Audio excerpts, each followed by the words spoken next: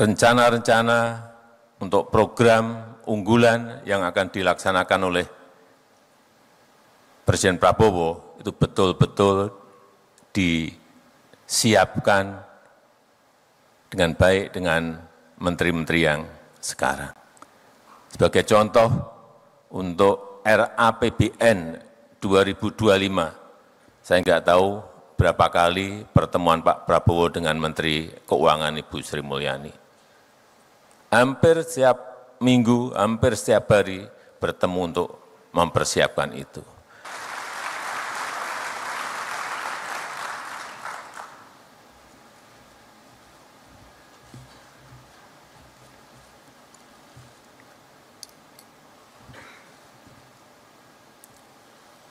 Bismillahirrahmanirrahim. Assalamualaikum warahmatullahi wabarakatuh. Selamat pagi, salam sejahtera bagi kita semuanya. Om Swastiastu, Namo Buddhaya, salam kebajikan.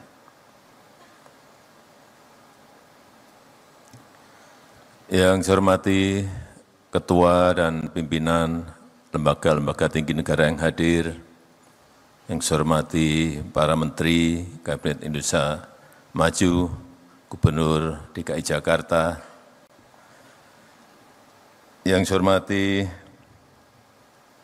Direktur Utama BNI, beserta jajaran komisaris dan keluarga besar BNI, yang saya hormati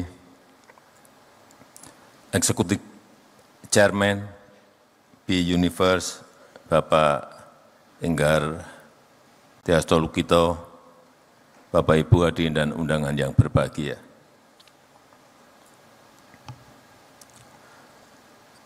Dua 12 hari lagi transisi kepemimpinan nasional akan terjadi. Tanggal 20 Oktober yang akan datang, Bapak Jenderal TNI Purnawirawan Prabowo Subianto akan dilantik sebagai Presiden Republik Indonesia. Yang saya senang, sejak beliau terpilih sebagai Presiden terpilih,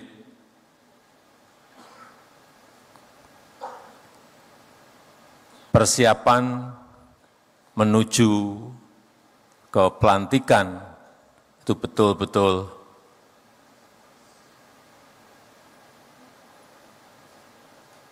secara rencana kerja, program, dan lain-lain, transisinya berjalan dengan baik. Hampir di setiap rapat paripurna, rapat terbatas apapun topiknya, Pak Prabowo selalu hadir. Kalau sebelumnya hanya untuk urusan pertahanan, tapi setelah menjadi presiden terpilih, di semua rapat terbatas, rapat paripurna selalu hadir, sehingga rencana-rencana untuk program unggulan yang akan dilaksanakan oleh Presiden Prabowo itu betul-betul disiapkan dengan baik dengan menteri-menteri yang sekarang. Sebagai contoh, untuk RAPBN 2025, saya nggak tahu berapa kali pertemuan Pak Prabowo dengan Menteri Keuangan Ibu Sri Mulyani. Hampir setiap minggu, hampir setiap hari bertemu untuk mempersiapkan itu. Artinya apa? Seperti tadi yang disampaikan Pak Enggar, transisi kepemimpinan ini akan berjalan dengan lancar, insya Allah mulus, sehingga setelah dilantik, Presiden dan seluruh kabinet langsung bisa bekerja dengan cepat, melaksanakan program-program yang ada, tanpa ada jeda. Saya 2014 butuh waktu 1 sampai 1,5 tahun untuk mengkonsolidasi. Artinya 1 sampai 1,5 tahun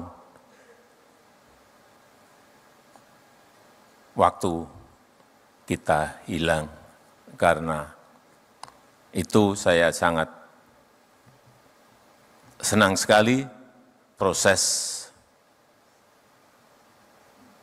transisi ke pemerintahan ini kita harapkan yang tinggal 12 hari berjalan dengan baik dan berjalan dengan mulus. Karena transisi ke pemerintahan yang berjalan dengan baik dan mulus itu penting untuk menjaga optimisme kita semuanya. Untuk menjaga stabilitas, baik itu politik maupun ekonomi. Tetapi meskipun sekarang ini, kalau cerita mengenai optimisme itu nggak ada yang tepuk tangan. Tapi kalau yang disampaikan itu mengenai pesimisme, tepuk tangannya banyak banget. Panggung kita memang masih seperti itu. Begitu kita berbicara optimisme, nggak ada yang tepuk tangan. Tetapi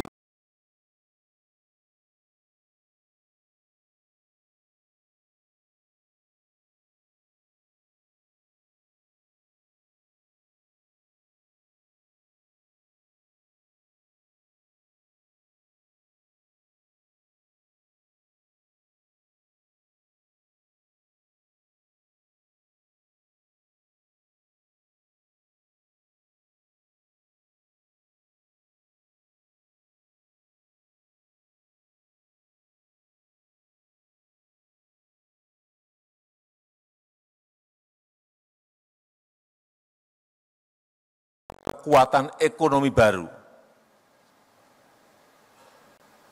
superpower ekonomi, 3 negara yang diperkirakan. India, China, dan Indonesia.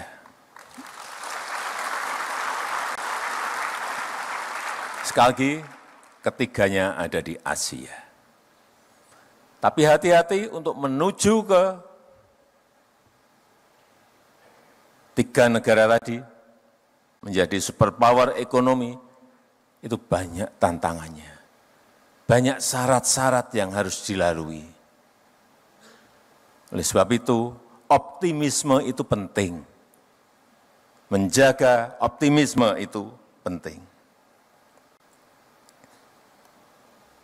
Tantangan yang kita hadapi, saya kira kita tahu semuanya. Perlambatan ekonomi global yang diperkirakan masih di angka-angka 2,7, 2,8% rata-rata. Dan patut kita syukuri, Indonesia masih tumbuh di atas 5% growth-nya. Juga peningkatan tensi geopolitik. Perang Ukraina belum selesai, masuk perang Israel-Palestina, tambah lagi Israel-Libanon, tambah lagi Iran dengan Israel. Ketidakpastian ekonomi dunia semakin tidak jelas. Itulah yang tadi saya sampaikan, optimisme itu penting. Jangan kita terjebak pada rasa pesimisme karena ketidakpastian global, karena geopolitik dan lain-lainnya. Juga dampak perubahan iklim.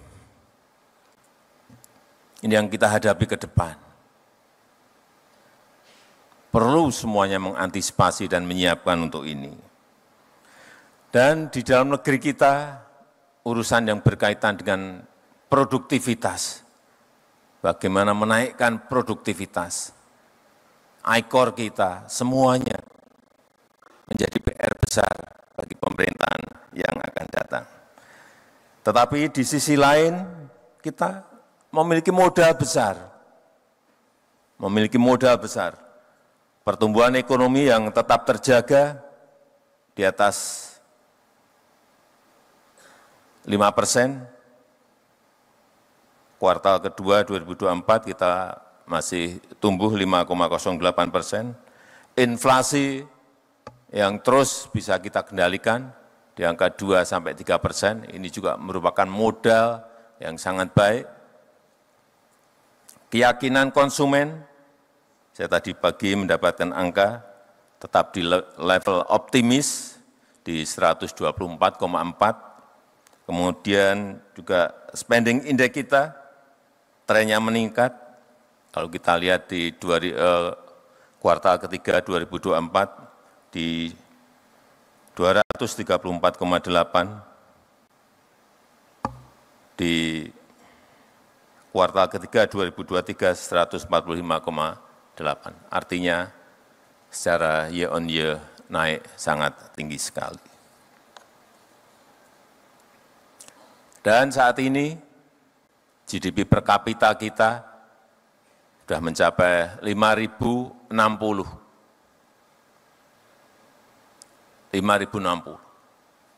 Dan kita harapkan 5 tahun ke depan bisa berada di atas 7.000. 10 tahun ke depan bisa di atas 9.000 dan seterusnya. Nah, yang harus kita jaga. Asal pertumbuhan ekonomi kita bisa di atas 5% atau sesuai yang sering disampaikan oleh Pak Prabowo bisa mencapai target 8%, itulah yang akan mempercepat negara kita Indonesia bisa masuk menjadi negara maju.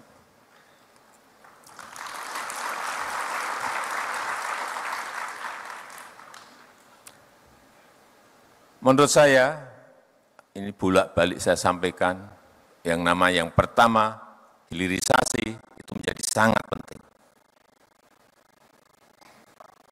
Nilai tambah itu sangat penting.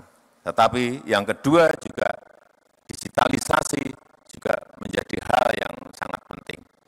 Satu, hilirisasi, yang kedua digitalisasi. Digitalisasi yang namanya data center itu menjadi wajib segera kita miliki. Yang kedua, data analitik yang akan bisa kita menganalisa angka-angka dan lain-lain secara cepat. Juga yang berkaitan dengan digital infrastructure. Infrastruktur digital ini sangat penting sekali. Dan yang berkaitan dengan digital payment system. Ini namanya perbankan, saya kira sudah masuk ke sana semuanya. Saya ingin cerita lagi mengenai hilirisasi. Nikel saya sudah sering berbicara. Tapi perkembangan sampai saat ini saya senang karena dari nikel ore ke nikel pig iron, kemudian masuk ke nikel matte dan stainless steel, itu sudah kejadian.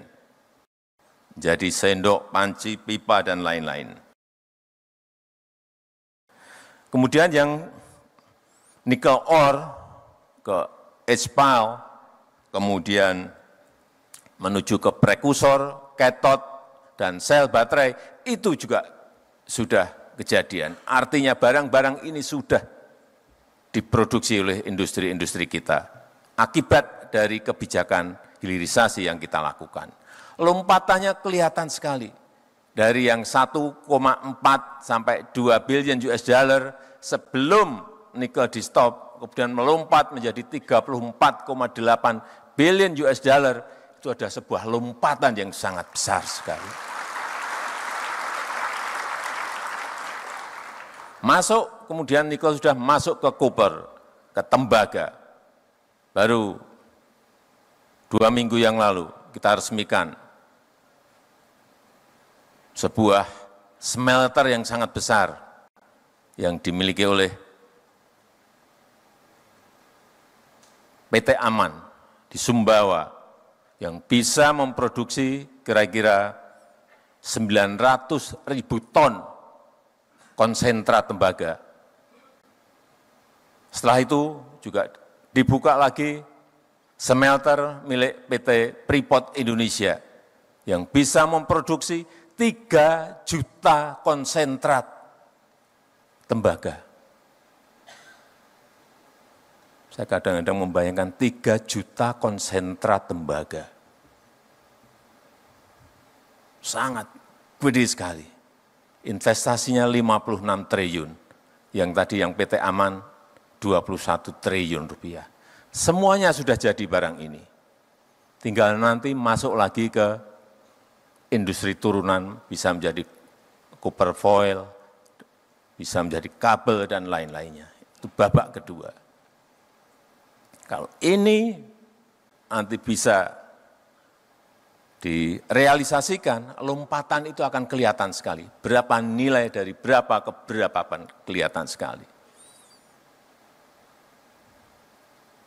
Dan juga bauksit yang juga 2 minggu yang lalu kita buka miliknya MinID, BUMN kita di Mempawah, Kalimantan Barat.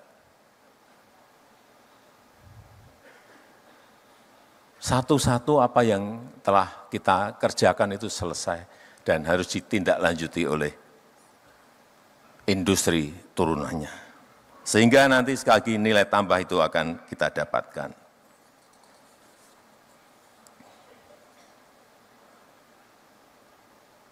Nikel sudah, tembaga sudah, bauksit sudah, nanti masuk ke timah dan lain-lain.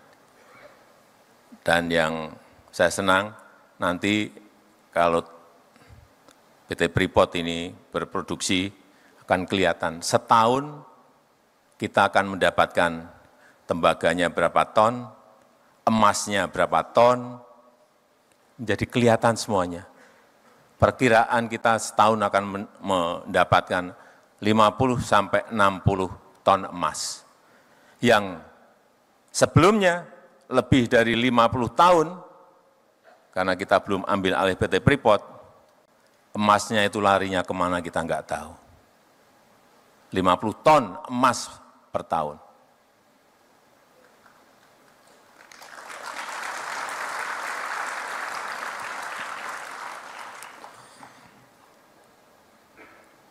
Karena penduduk kita sangat besar, menurut saya hilirisasi yang berbau padat karya ini harus didorong. Baik yang berkaitan dengan pertanian, kelautan, pangan, semuanya harus didorong agar nilai tambah itu terjadi. Kopi, jangan diekspor mentahan, raw material. Kakao jangan diekspor, raw material. Lada jangan diekspor, raw material. Nilam jangan diekspor, raw material. Kita punya kebun kopi itu 1,2 juta hektar. Kakao 1,4 juta hektar. Lada 172.000 hektar. Nilam masih sedikit 12.000 hektar.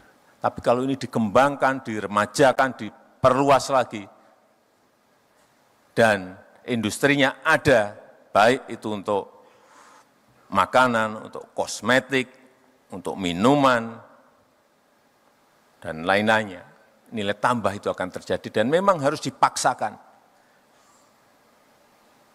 Jangan dibiarkan alami, tapi dipaksa. Berhenti ya, harus berhenti dengan segala risikonya. Dan yang paling besar, kekuatan kita nanti ke depan adalah di rumput laut, seaweed.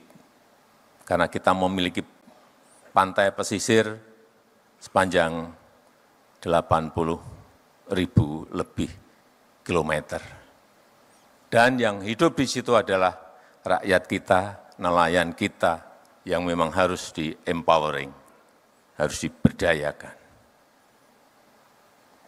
Kalau kita bisa masuk ke sini dengan rencana taktis yang baik, dengan strategi taktis yang baik, karena ini rumput laut bisa menjadi pupuk organik, bisa menjadi kosmetik, bisa menjadi makanan, dan terakhir bisa menjadi bioaftur. Ini akan memberikan dampak kepada rakyat sangat besar dan menaikkan nilai tambah kita sehingga betul-betul nilai angka-angka yang ingin kita capai seperti tadi yang disampaikan betul-betul akan bisa kita peroleh. Dan negara kita Indonesia harus berani menempuh jalan kita sendiri. Kita harus berani menempuh jalan kita sendiri. Jangan mengikuti tren dunia yang kadang-kadang menggeret kita masuk ke kompetisi yang kita sulit karena kita punya core kompetensi sendiri. Kekuatan kita sendiri apa? Kalau kita fokus, komplit dengan rencana taktis, komplit dengan strategi taktis kita, saya meyakini tadi yang di depan saya sampaikan, abad Asia dan kita menjadi superpower itu betul-betul bisa kejadian. Saya rasa itu yang ingin saya sampaikan dan dengan mengucap Bismillahirrahmanirrahim pada pagi hari ini secara resmi saya buka BNI Investor Daily Summit 2024. Terima kasih. Wassalamualaikum warahmatullahi wabarakatuh.